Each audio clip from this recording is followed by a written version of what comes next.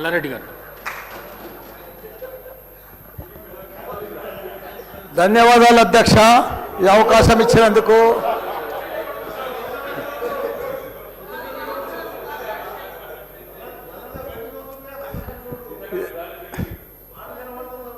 సరే, పెళ్ళికి వచ్చినా రాకున్నా కానీ ఒక అధ్యక్ష చాలా బాధాకరంగా ఉన్నది, చాలా ఇబ్బందికరంగా ఉన్నది. మా ఇన్ఛార్జ్ మంత్రి వల్లనే నాకు. ఎందుకంటే నేను సురువుల మా శ్రీధర్ బాబు మాకు ఇన్ఛార్జ్ వస్తా అంటే నాకు మంచి మిత్రుడు ఆయన. నాకు అప్పుడు ఆయన మంత్రి ఉన్నప్పుడు 2009లో నా కాలేజీలకు హెల్ప్ కూడా చేసిండు ఆయన. కానీ అట్లా వచ్చినందుకు ఇప్పుడు మళ్ళీ మాకు ఇన్ఛార్జ్ మంత్రి అయినందుకు చాలా హ్యాపీగా ఫీల్ అయినా. కాకపోతే ఇప్పుడు ఎంత బాధపడుతున్నా అంటే అంత బాధపడుతున్నా, భరించలేను ఆ బాధను. నా గుండె ఇట్లా బాధతోటి భరించలేకపోతున్నా. ఎందుకంటే జవాన్ నగర్ అనే ప్రాంతము నా గుండెకాయ.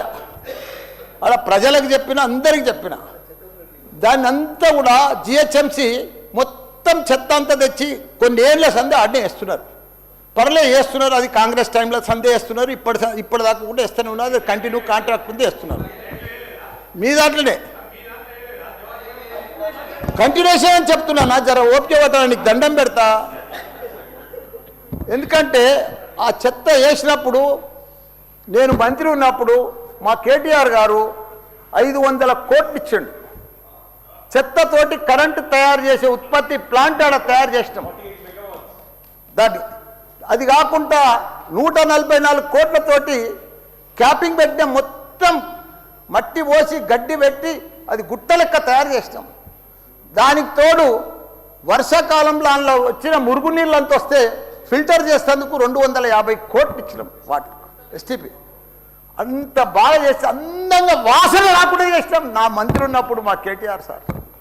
అటువంటిది ఇప్పుడు 2 సంవత్సరాల 4 నెలల సంది భరించలేము. కొత్త గుట్ట చెత్తకుండి తయారు చేసారు, కొత్తది ఒకటి. అది రోగాన బారి పడుతున్నారు. వాటర్ల పొల్యూషను, గాలిల పొల్యూషను, భూమిల పొల్యూషను, మురికి నీరు ఉండలేక 2 లక్షలన్నర ప్రజలు ఉంటున్నాడు. దయచేసి అన్నా శ్రీధర్ అన్న, నువ్వంటే నాకు చాలా అభిమానం. నన్ను పగబట్టకన్నా. ఎందుకంటే నా నియోజకవర్గం బంగారం అసుంటి, దేశంలోనే నంబర్ 1 అసుంటి మేడ్చల్ నియోజకవర్గం. దాన్ని తుకుడలు అచలం కుతలం చేసేది దాన్ని. ఇప్పుడు దాన్ని 61 గ్రామాలు ఉండే, 3 మున్సిపాలిటీ కార్పొరేషన్లు ఉండే, 7 మున్సిపాలిటీ ఉండే. దాన్ని తీసుకుపోయి మొత్తం జిహెచ్ఎంసీ చేసారు. ఇప్పుడు 16 వార్డులు చేసారు దాన్ని. ఒక మోరీలు లేవు, రోడ్లు లేవు, డ్రైనేజీలు లేవు, కరెంట్ స్తంభాలు లేవు, ఏమీ లేదు. ఇంకా మారుమూలు గ్రామాలే ఉన్నాయి, పెంకిటిల్లే ఉన్నాయి. దాన్ని తీసుకుపోయి జిహెచ్ఎంసీలో కలిపారు. హైదరాబాద్ మస్తు డెవలప్ అయింది. కానీ నా జిహెచ్ఎంసీలో కలిపినప్పుడు, నా దాంట్లో కలిపినప్పుడు దయచేసి స్పెషల్ కేటగిరీ కింద జిహెచ్ఎంసీ చెత్తంతా ఆడికే వస్తుంది. దాన్ని ఒకటి క్లీన్ చేసి మీకు దండం పెడతా.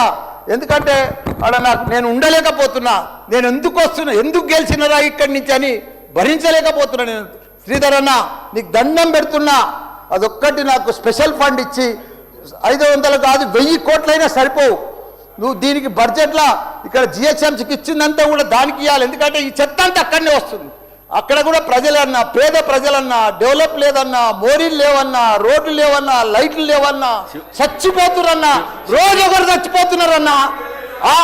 హాస్పిటల్ బారిన పడుతున్నారన్న ప్రజలంతా. నేను చూడలేకపోతున్నా, నేను భరించలేకపోతున్నా. నీకు దండం పెడతా. ఇదొక్కటి నాకు స్పెషల్. ఒక్కసారి మీరు ఇన్స్పెక్షన్ చేసి అక్కడ రావాలని కూడా కోరుతున్నా. మీరు ఈ నడుమ ఇనాగ్రేషన్ కూడా వస్తలేరన్నా. ఆ మహేందర్ రెడ్డిని పంపిస్తురన్నా. మీరు కావాలనే వస్తురన్నా, కుట్ర పంపుతురన్నా, నా మీద కుట్ర పంపుతురన్నా. ప్లీజ్ దయచేసి అదొకటి మీరు రావాలి. కృష్ణారావు గారు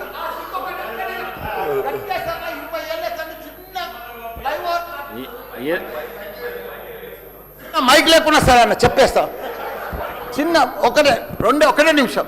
చిన్న ఫ్లైఓవర్ 20 ఏళ్ళ సంది కడుతుండ్రు. డబ్బులు లేకపోతే కూడా నేను 2 కోట్లు బదలిప్పించి ఆయన 90% కంప్లీట్ చేసిన. ఆయనకు 4 కోట్లు రావాలి. 3 చచ్చిపోయి వీడికి ఆ ఫ్లైఓవర్ బంద్ ఉన్నది గట్కేసర్లా. దయచేసి ఆ 4 కోట్లు రిలీజ్ చేపి అన్న, నీకు దండం పెడతా. ఆ గట్కేసర్లా ప్లీజ్ అన్న. నీకు లెటర్ కూడా ఇచ్చినా, నీకు మొత్తం ఐడియా ఉంది దానికోసం. థ్యాంక్ యూ అన్న.